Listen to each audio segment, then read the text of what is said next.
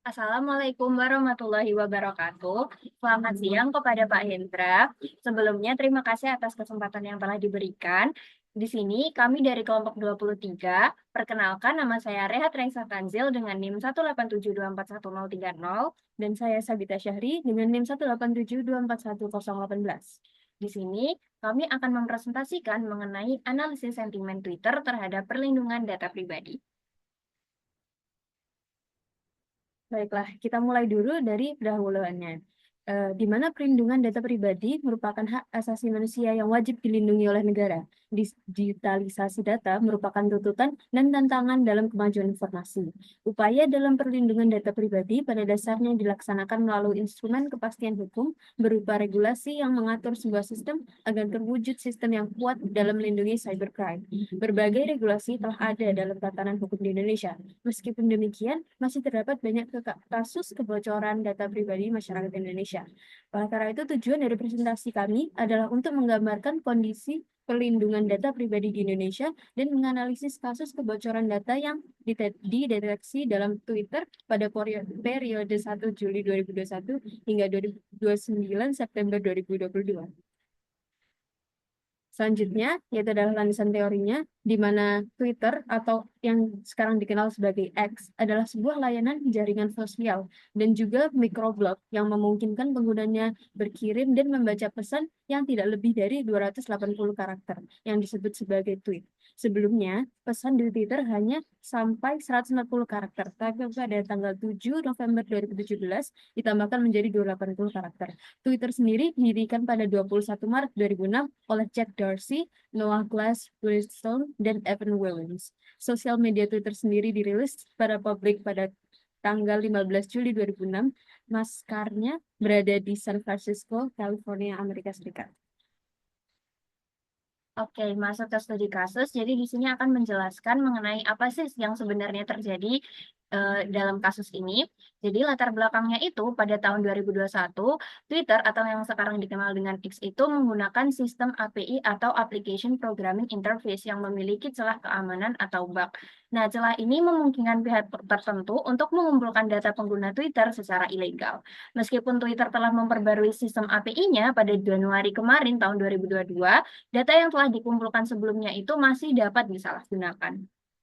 Kemudian terdapat kebocoran data pada November 2022. Nah, sebelum kasus terbaru ini, pada November 2022, sekitar 5,4 juta data pengguna Twitter itu dilaporkan bocor ke internet.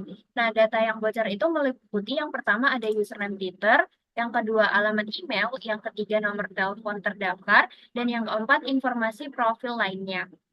Kebocoran ini diduga terjadi akibat eksploitasi bug pada API Twitter versi yang lama. Meskipun data tersebut bocor, tidak ada bukti bahwa data tersebut dijual ke publik. Kemudian, kebocoran data terbaru yaitu pada Desember 2022. Nah, pada Desember 2022 ini, ada seorang pengguna itu bernama Ryushi mengklaim bahwa telah mengumpulkan dan juga menjual data sekitar 400 juta pengguna Twitter. Nah, data ini itu dikumpulkan menggunakan celah keamanan pada API Twitter versi 2021. Nah, data yang dibocorkan itu meliputi nama handle atau username Twitter, alamat email, jumlah pengikut atau followers, tanggal pembuatan akun, dan juga nomor telepon terdaftar.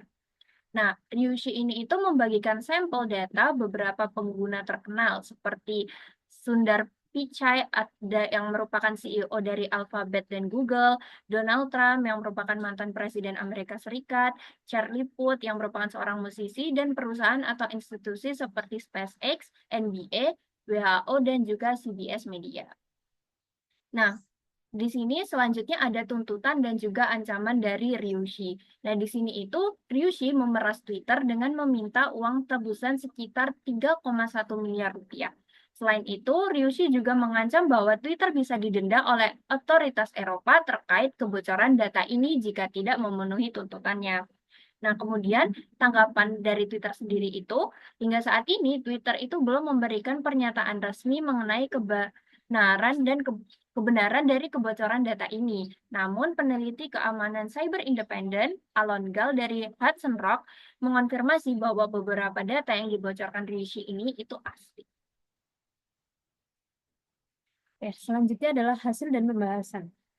Yang pertama yaitu adalah analisis keamanan, di mana kebocoran data ini diduga terjadi karena eksploitasi bot pada API Twitter versi 2021. Meskipun Twitter telah memperbarui sistemnya pada Januari 2022, data yang telah dikumpulkan sebelumnya tetap rentan disalahgunakan. Ini bukan pertama kalinya sebenarnya Twitter telah mengalami kebocoran data. Sebelumnya, pada Juli 2022, seorang peretas juga berhasil mengumpulkan data 17 juta pengguna Twitter menggunakan celah yang sama, meskipun data tersebut tidak dijual ke publik. Nah, dampak dan implikasi dari semua hal ini adalah yang pertama, privasi pengguna, di mana kebocoran data ini tentunya membahayakan privasi pengguna, terutama karena melibatkan informasi sensitif seperti email dan nomor telepon. Yang kedua, reputasi Twitternya ini tentunya merusak kepercayaan pengguna terhadap Twitter, terutama di bawah kepemimpinan Elon Musk yang baru. Yang ketiga adalah resiko hukum, di mana Twitter berpotensi dikenai denda oleh otoritas Eropa jika terbukti lalai dalam melindungi data pengguna. Selanjutnya, masuk ke dalam analisis sentimennya, itu adalah berdasarkan dari 65.241 tweet dengan kata kunci data pribadi pada periode 1 Juli 2021 hingga 29 September 2022, terlihat bahwa masyarakat Indonesia ini cenderung merespon isu keamanan data dengan sentimen negatif, yaitu sebanyak 49%, di mana sentimen negatif ini didominasi oleh kekhawatiran dan maraknya kasus kebocoran data, penipuan, dan lemahnya sistem keamanan cyber di Indonesia. Masyarakat menyoroti kasus-kasus kebocoran data yang melibatkan sektor keuangan, kesehatan, dan administrasi publik, serta pencurian data pribadi untuk kepentingan jual beli atau penipuan.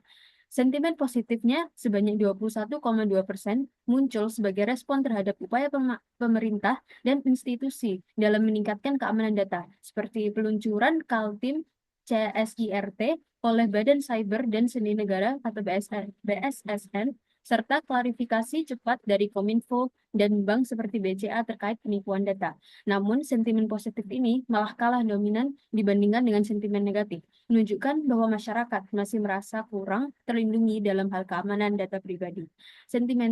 Sentimen netral sebanyak 32% mencerminkan pandangan masyarakat yang lebih umum, seperti harapan akan adanya regulasi yang lebih kuat, seperti rancangan Undang-Undang Perlindungan Data Pribadi atau RRU PDP untuk melindungi data pribadi dari penyalahgunaan dan serangan cyber. Nah, studi kasus kebocoran data 400 juta pengguna Twitter yang melibatkan penjualan data pribadi oleh Ryushi ini semakin memperkuat sentimen negatif masyarakat terhadap keamanan data. Kasus ini menunjukkan betapa rentannya data pribadi di dalam platform digital, bahkan di perusahaan teknologi besar seperti Twitter. Kebocoran data ini tidak hanya mengancam privasi individu, tetapi juga berpotensi digunakan untuk tindakan kriminal seperti penipuan dan juga pemerasan. Di Indonesia, kasus kebocoran data Twitter ini dapat memperparah ketidakpercayaan masyarakat terhadap keamanan data, terutama mengingat masih lemahnya regulasi dan juga sistem perlindungan data pribadi. Masyarakat menuntut adanya langkah konkret dari pemerintah dan perusahaan teknologi untuk memperkuat sistem keamanan cyber dan segera mengesahkan RUU PDP sebagai landasan hukum yang jelas. Kemudian, kesimpulan dari studi kasus ini yaitu kasus kebocoran data Twitter mengungkap lemahnya keamanan data pribadi di era digital, meningkatkan ketidakpercayaan masyarakat, serta menegaskan perlunya regulasi yang lebih ketat dan sistem keamanan yang lebih kuat.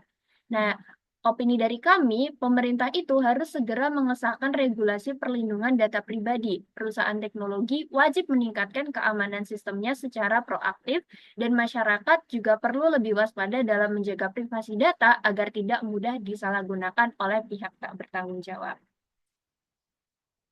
Baik, ini adalah referensi yang kami gunakan dalam studi kasus ini. Mungkin itu saja yang bisa kami sampaikan dari kelompok 23. Kurang lebihnya kami memohon maaf. Terima kasih atas perhatian yang telah Pak Hendra berikan. Kami mengucapkan terima kasih. Wassalamualaikum warahmatullahi wabarakatuh.